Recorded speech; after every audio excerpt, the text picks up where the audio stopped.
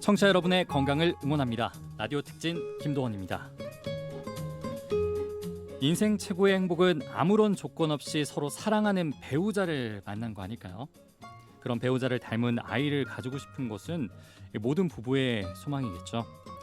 오늘도 난임 부부의 점심 메뉴 연어구이입니다. 오메가3가 풍부하고 임신을 돕는다는 음식이죠. 자궁 건강에 좋다는 더덕구이에 강황을 넣고 지은 밥까지 빠질 수 없는 것이 있죠. 바로 미역국입니다. 이렇게 임신에 좋다는 음식으로 차려진 밥상으로 난임 부부는 오늘도 노력을 하고 있습니다.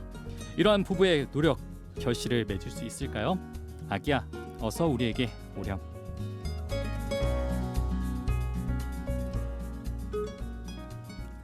네, 라디오 특진 오늘도 산부인과 전문의 신용원 과장님과 이야기 나눠보겠습니다. 안녕하세요. 네, 안녕하세요. 네, 라디오 특진 난임 특집 5부작 오늘은 우리 난임 부부의 가장 근본적인 고민으로 한번 돌아가 볼까 해요. 수많은 치료법이 있지만 역시 가장 좋은 것은 자연 임신이 아닐까 싶습니다. 네, 신체상으로 불임이 아닐 경우에는 혹시 이렇게 자연 임신도 가능하긴 하잖아요. 네, 그렇죠. 효과적인 어떤 부부 방법법 없을까요? 내원하시는 난임 환자분들 중 많은 분들이 부부관계는 자주 하시는 편인데 임신이 안 된다고 오시는 경우가 있습니다. 진료를 해보면 본인의 배란일을 잘못 알고 다른 날에만 부부관계를 하시고 정작 임신 가능한 시기에는 잠자리를 못 하시는 분들이 있습니다. 이런 경우가 좀 흔한가요? 네, 꽤 많습니다.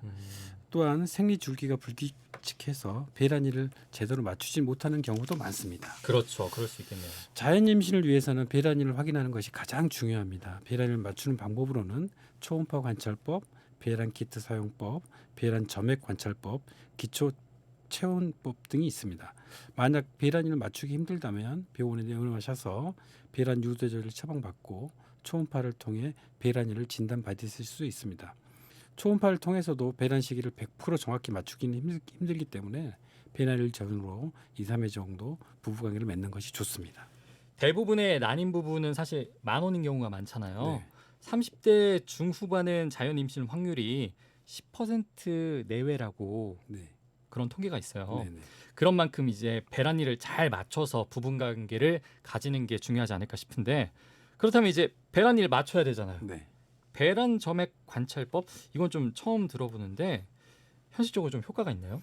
효과는 있는데 사실 현실적으로 본인의 배란 점액을 직접 관찰하기는 상당히 좀 힘들고 또 관찰한다고 하더라도 제대로 판단했는지 여부를 알기는 힘들기 때문에 전문가가 아니니까요. 배란 키트나 난임 전문의의 도움을 받는 것이 훨씬 빠르고 정확한 방법입니다. 네, 알겠습니다. 병원 한번 가셔서 그렇게 네. 체크를 하는 게 무엇보다 좋지 않을까 네네. 싶어요.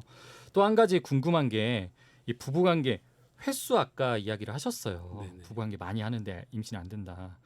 횟수의 중요성도 저는 있지 않을까 싶거든요. 우리가 뭐 복권도 많이 사면은 올라가는 건 사실이잖아요. 그런 것처럼 부부관계를 많이 가질수록 임신 확률이 높아지는 거는 좀 일리가 있는 말 아닌가요? 예, 그건 사실입니다.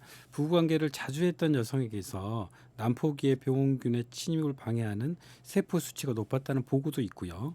배란기 이후 정자와 수정란을 공격하지 않는 세포 수치가 높았다는 연구 결과도 있습니다. 즉 부부관계를 자주 하면 몸의 면역 상태가 임신을 적합한 상태로 변하게 만들어주는 것입니다. 그러니까요. 이 아이라는 것은 사실 부부의 사랑의 결실인 거니까 네. 사랑을 많이 할수록 당연히 높아지는 게 맞는 네네네. 것 같습니다. 알겠습니다. 또 의학적인 방법으로 과배란 주사 시도해 보시는 분들도 많다고 들었어요. 네. 이게 굉장히 아프다고 들었습니다. 저도 영상을 봤는데 여성의 배에 이렇게 주사기를 주입을 하더라고요. 이런 고통을 감내하고서라도 이 아이를 얻고 싶은 거잖아요. 이렇게 과배란 주사를 통한 자연 임신 확률 어떻습니까? 난임센터에서도 좀 효과를 보는 편일까요? 예, 단순히 그 자연 임신을 위해서 저희가 과배란 시키는 주사를 사용하는 일은 드물고요. 대부분 주로 약물 복용을 하는 경우가 대부분입니다.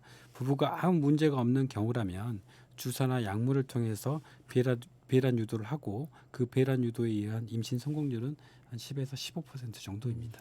100명 중에 10명에서 15명 정도는 그렇죠. 그래도 성공을 할 수 있다. 예. 네, 긍정적인 것 같습니다. 이런 거는. 네. 과배란 주사는 사실 어떻게 보면 이제 여성만의 고통을 동반하는 거잖아요. 그렇죠? 네, 맞습니다.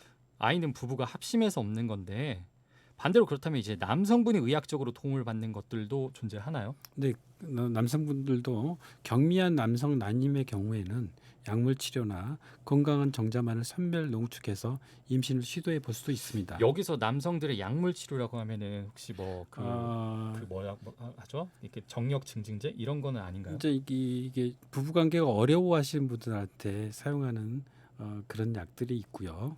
또 정자의 활동성을 좀 증가시켜주는 그런 약물도 있습니다. 네. 그리고 만약에 무정자증인 경우에 무정자증은 크게 폐쇄성과 비폐쇄성으로 나누는데요. 두 가지가 있군요. 예, 비폐쇄성은 정소 안에서 건강한 정자를 만들어내지, 그러니까 아예 정자 자체를 만들어내지 못하는 게 비폐쇄성 무정자증이고요. 네. 정자를 만들 때 정자가 왔다 갔다 하는 통로, 정관이라든지 이런 게 막혀서 생기는 폐쇄돼서. 네, 폐쇄성 무정자증인 경우에는 저희가 고안에서 직접 정자를 채취해서 시험관하기 시술을 시행할 수도 있습니다. 또 아까도 말씀드렸듯이 부부관계가 어려워서 약물이나 심리적인 치료를 받는 경우도 있습니다. 사실 남성분들 같은 경우는 이 난임센터 안 가는 이유 중에 하나가 자기한테 문제 있는 거 아니야? 이게 그렇죠. 좀 두려워서 그런 걸 수도 네네. 있어요. 이제 직장 생활 오래 하고 하다 보면 스트레스 많이 받고 술 마시고 흡연하고 맞습니다. 이러면 나도 내가 생각해 좀 몸이 좀 망가지지 않았나? 이래서 약간 부인한테 그걸 넘기는 것 같은데 폐쇄성 무정자증 같은 경우에는 충분히 이 극복이 가능하다는 네, 거 충분히. 잊지 마시길 바랍니다. 급하고 간절한 마음은 아는데 또 이제 부부관계를 피하는 시기도 있다면서요. 무조건 많이 하는 게 좋은 건 아니죠? 네, 부부관계를 피해야 하는 시기는 잠깐만 다시 할게요.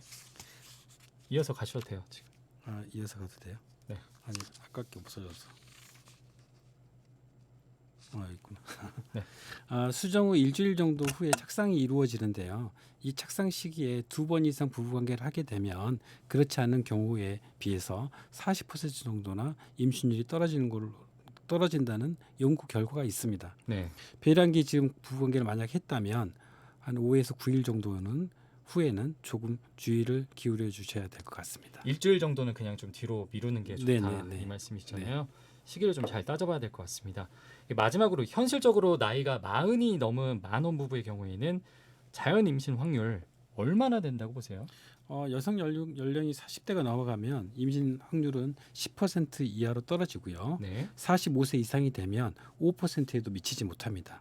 하루라도 일찍 임신을 위한 시도를 시작하는 것이 옳은 방법입니다. 네, 아는 것이 힘인 것 같습니다. 부부관계 자주 하면은 확실히 확률도 올라갑니다. 단 본인이 배란일을 정확히 확인한 후에 관계를 가지는 게 중요하고요. 만원의 경우에는 45세 이상은 5% 아래까지 확률이 떨어질 수 있지만 실제 이렇게 센터를 방문하고 주사도 맞고 약물 치료하면은 10%까지도 올릴 수 있다는 말까지 들어봤습니다. 또 무정자증, 폐쇄성 무정자증이어도 정자 채취할 수 있습니다. 어려운 것이지 절대 불가능한 것이 아닙니다.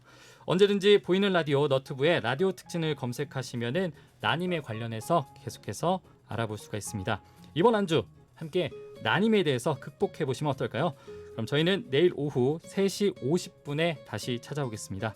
네, 지금까지 대자연병원 난임센터 과장 신용원 산부인과 전문의와 함께했습니다. 오늘 말씀 고맙습니다. 감사합니다.